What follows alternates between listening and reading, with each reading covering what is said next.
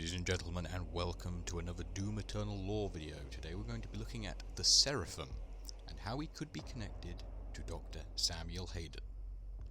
So first, we have to learn who the Seraphim is. Now the Seraphim was the Chancellor of the Godmother, or the Khan Maker herself.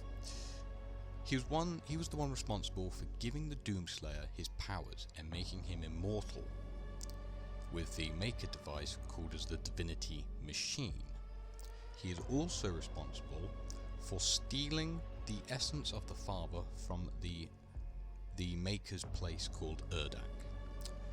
Now, not a lot is known about what happened to him after the events, but a lot of people theorize that he and Samuel Hayden are one and the same, and they come to this conclusion because both of them have said this to the Doomslayer.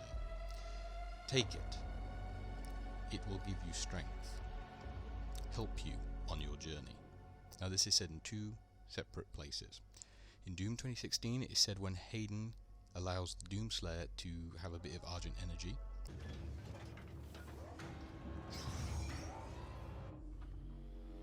It's a gift. Take it. It will give you strength, help you on your journey, if you can withstand the power surge.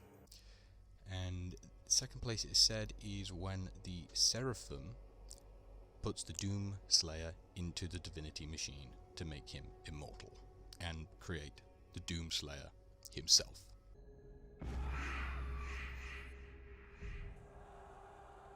We must move quickly. There are those who would seek to stop this. I offer you a gift.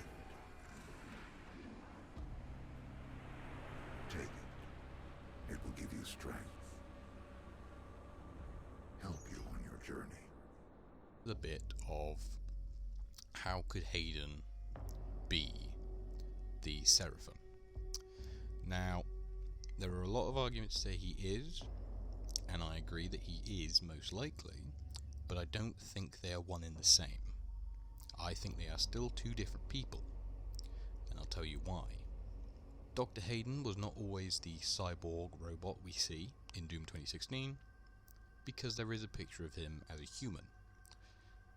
And the reason he had to build his cyborg body is because when they arrived on Mars and started the construction of the Argent Tower, he came down with stage 4 brain cancer, and it was not operable.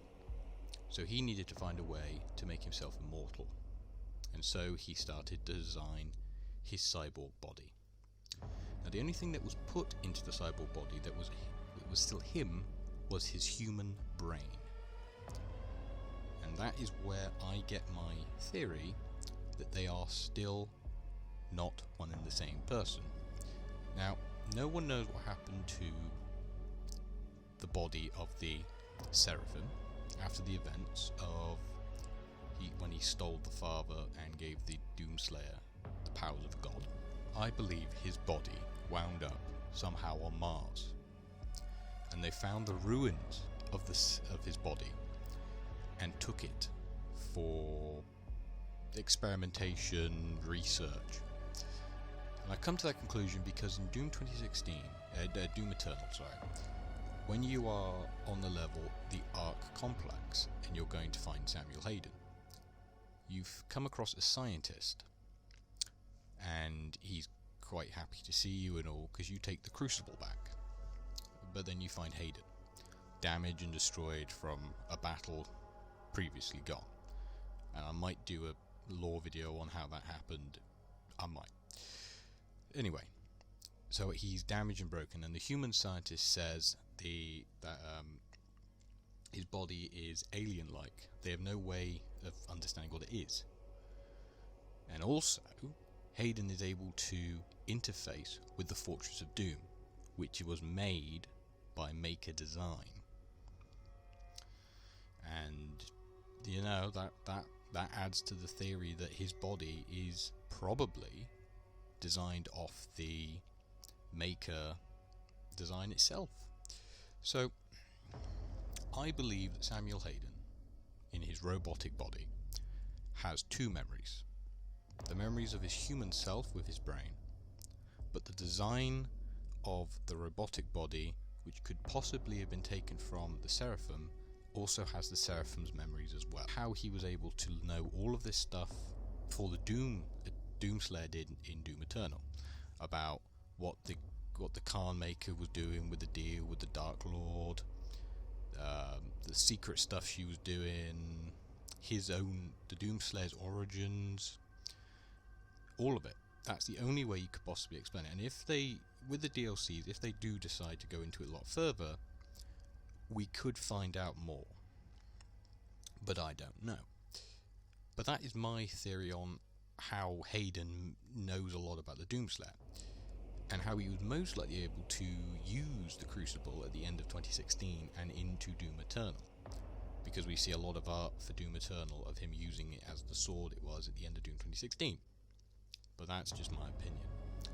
So I hope you enjoyed this shorter lore episode. I think I'll probably keep them short from now on, because that last one sort of took it out of me. But I'd like to thank everybody for their support on the last lore video. I'd like to thank you all for liking it and viewing it, and I hope you'll enjoy this one as much as you did the first one. So until I see you next time, goodbye.